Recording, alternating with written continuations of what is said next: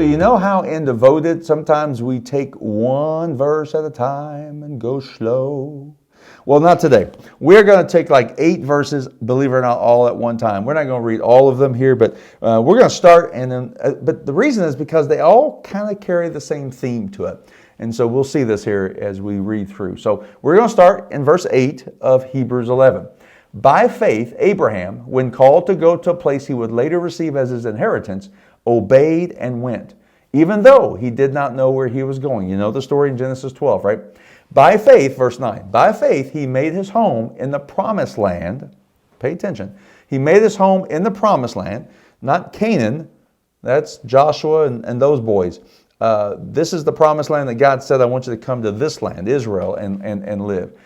Like a stranger in a foreign country. So he made his home in the promised land like a stranger in a foreign country. Do you see all the dynamics involved here? Do you see the polar opposites? Making his home in the promised land like a foreigner, like a stranger in a foreign country. We'll come back to that. We will. This is going to be where we camp out. Camp out. Speaking of, he lived in tents.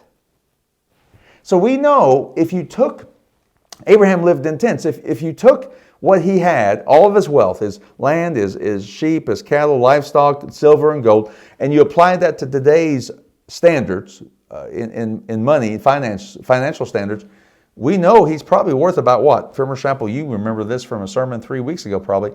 $100 million. Worth $100 million. Why is the man living in tents? You know, when he left when God said, come into this land, and I'll show you where you're coming, he left a place. In fact, we believe he left like a palatial manor, a mansion that probably housed as many as 35 or 40 people. To do what? Live in tents. Why? Because he was coming to a promised land, his home, but he was a stranger in a foreign land.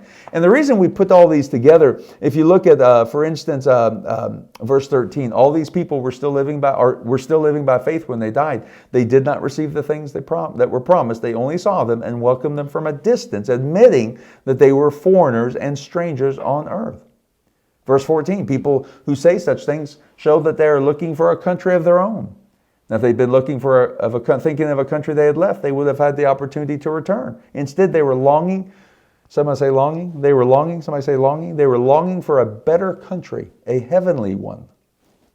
So all these verses, 8 to 16, all have this theme that Abraham, while he could have just simply built a mansion here and really put all of his investment into one home, he left and he lived like a stranger, a foreigner, even though, because why? Because he's looking for a better country.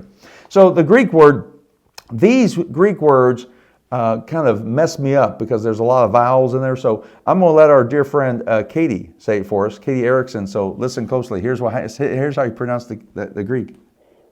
Paroikeo. Yeah, what she said. So what that means is, in the Greek, what that means is a dweller in a strange land, a foreigner, or an alien. I know this is really hard because this is the only home we know. And I know we know that there's a homecoming and our citizenship is in heaven and we can quote all those Bible verses. But how about we be devoted to be like Abraham and live by faith as an alien here? I don't know what that means for you, but let's be challenged and let's be devoted to live in this country, in this world, as if truly this is not our home. Let's live as if we know there's another home, a better country. Amen? I double dog dare you. I challenge you to be devoted to live like an alien in this world. Be blessed in Jesus' name.